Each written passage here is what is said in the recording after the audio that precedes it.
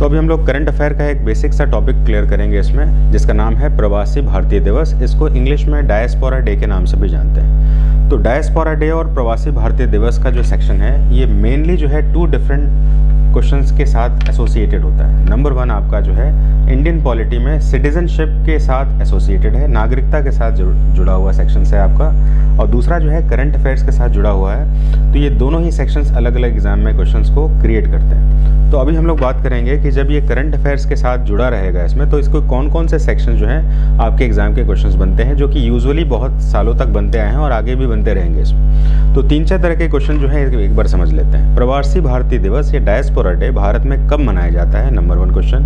Number 2 question है ये कि प्रवासी भारतीय दिवस किसके उपलक्ष्य में मनाया जाता है। नेक्स्ट है प्रवासी भारतीय दिवस जो भी ईयर है उसका अतिथि कौन है इसमें, यानी कि इसका चीफ गेस्ट कौन है। और नेक्स्ट है आपका कि इसका थीम क्या है। तो इस तरीके के क्वेश्चन डिज़ाइन होते हैं प्रवासी भारतीय दिवस के साथ। तो हम यहाँ पर प्रवासी भारतीय दिवस को जो है इन्हीं सारे डायमेंशन में थोड़ा सा कवर अप करेंगे इसमें। ये अलग अलग सेगमेंट में जो है मैंने सेक्शंस को इंट्रोड्यूस किया है, जिसके बारे में हम थोड़ी सी बात कर लेते हैं। तो प्रवासी भारतीय दिवस की शुरुआत भारत में 2003 से शुरू की गई। उस समय अटल बिहारी वाजपेयी की सरकार भारत में थी। इसका मूल उद्देश्य था कि भारत के लोग जो कि विदेशों में सेटल डाउन हो चुके हैं, क्योंकि भारत का संविधान जो है एक समय में दोहरी नागरिकता का प्रावधान नहीं देता है, यानी कि भारत के नागरिक जो विदेशों में अपने बेहतर विकल्प के लिए वहाँ पर सेटल डाउन हो गए हैं, वहाँ पर स्थायी रूप से बस गए हैं इसमें, और भारत के लिए भी कुछ करना चाहते हैं, ऐसी स्थिति में जो है वो उनको भारत से कैसे जोड़ा जाए। तो इसके लिए प्रवासी भारतीय दिवस जैसे हमने एक ऑप्शन को ऑप्ट किया है इसमें। तो 2003 से इसकी शुरुआत की गई थी। 2003 की शुरुआत के बाद जो है इसको प्रवासी भारतीय दिवस गांधी जी के साथ जोड़ा गया है इसमें। गांधी जी के साथ क्यों जोड़ा गया है, क्योंकि 9 जनवरी 1915 में गांधी जी पहली बार देखिए ये भी सेक्शन कहीं लिखा होगा आपको इसमें कि गांधी जी भारत में जो है पहली बार जो है, ये देखिए इसमें लिखा होगा प्रवासी भारतीय दिवस। It is also 9 January to mark the contribution of overseas Indian community in development of India. On this day in 1950, Mahatma Gandhi the greatest प्रवासी returned to India.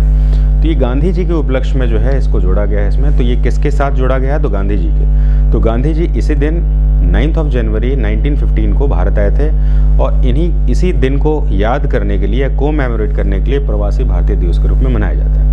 इस प्रवासी भारतीय दिवस के साथ जो है कुछ बेसिक फैक्ट्स जुड़े हुए हैं इसमें कि ये कब से मनाना शुरू हुआ। तो 2003 से मनाना शुरू हुआ इसमें। PBD प्रवासी भारतीय दिवस किसके उपलक्ष्य में मनाया जाता है, तो गांधी जी के उपलक्ष्य में मनाया जाता है, क्योंकि गांधी जी इसी दिन को भारत में आए थे। इसके साथ मॉडर्न हिस्ट्री का भी फैक्ट जुड़ता है हमारा इसमें, क्योंकि गांधी जी भारत में जब आए थे 1915 में इसमें, तो उनको उस समय गोखले साहब ने कहा था कि आप भारत की राजनीति को पहले समझिए और उसके बाद ही यहाँ पर किसी भी आंदोलन की शुरुआत करिए। तो गांधी जी ने पूरा 1 साल तक किसी भी राजनीतिक गतिविधि में खुद को डायरेक्टली इंगेज नहीं किया था, और इसीलिए गोखले को जो है गांधी जी का राजनीतिक या पॉलिटिकल गुरु भी माना जाता है। तो यहाँ पर ये 1915 से लेकर 1916 तक का जो पीरियड था, उन्होंने भारत का दर्शन किया था, और भारत में उन्होंने पहला सत्याग्रह जो था वो बिहार की धरती 1917 में चंपारण का सत्याग्रह साथ किया था। ये सब आपको पता होगा इसमें। तो इसके साथ मैंने एक बेसिक इन्फॉर्मेशन को एसोसिएट किया है इसमें। नेक्स्ट हम बात करेंगे इसमें प्रवासी भारतीय दिवस जो है,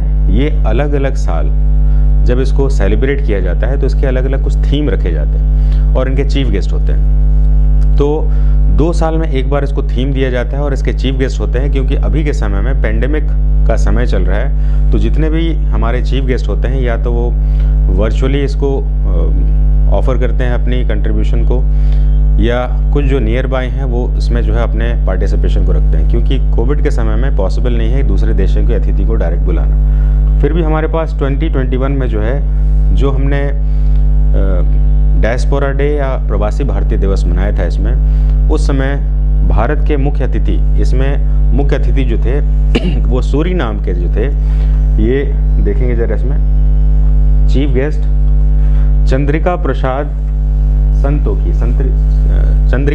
संतोखी जो थे, वो सूरीनाम के प्रेसिडेंट जो थे, उन्होंने अपना कंट्रीब्यूशन दिया था इसमें। और सूरीनाम कहाँ पर है, तो सूरीनाम आपका साउथ अमेरिका में है। तो साउथ अमेरिका में है आपका सूरीनाम, और उस समय 2021 में जो है इन्होंने जो है अपनी चीफ गेस्ट के लिए इन्होंने जो है भारत को कंट्रीब्यूट किया था। उस समय जो है इनका भारत में जो है इनका थीम क्या रखा गया था इसमें, तो थीम के ऊपर थोड़ी सी बात कर लेंगे इसमें।